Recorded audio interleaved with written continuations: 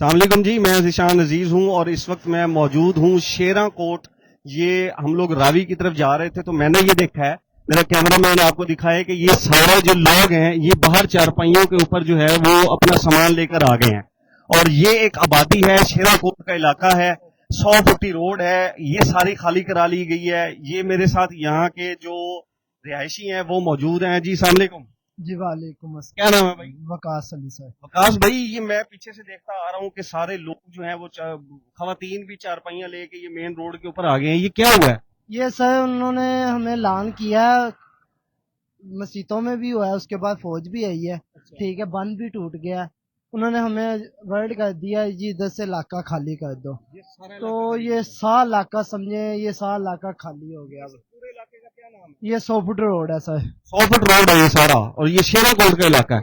ये इधर पीछे कितने को घर होंगे तकरीबन? कम से कम 1000 के हिसाब से है। हजारों के हिसाब से घर हैं, और ये लोग ये कह रहे हैं कि ये जो बंद है वो टूट गया है यहाँ पे।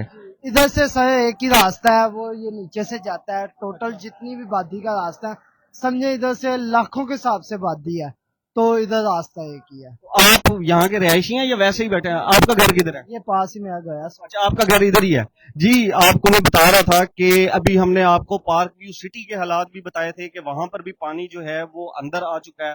और अभी ये जो शेरा कोट के पास जो है, ये वकास साहब ने बताया है कि जी शेरा कोट के पास 100 फुटी रोड के ऊपर जो हालात हैं वो भी काफी खतरनाक हैं, और इंतजामिया ने, फौज ने ये सारे इलाके खाली करा लिए गए हैं, और लोग जो है वो अपना सामान लेकर, ये मेरे कैमरा मैन दिखाएं, खवातीन बच्चों के साथ जो है वो यहाँ पर सड़कों के ऊपर आ गए हैं। और ये पीछे बहुत से लोग थे, पीछे काफी लोग थे जो सड़कों के ऊपर आकर बैठे हुए अपना सामान लेकर। लाहौर में जो है वो रावी बिखर चुका है, और रावी में इस वक्त जो पानी है वो अपने अरूज के ऊपर है।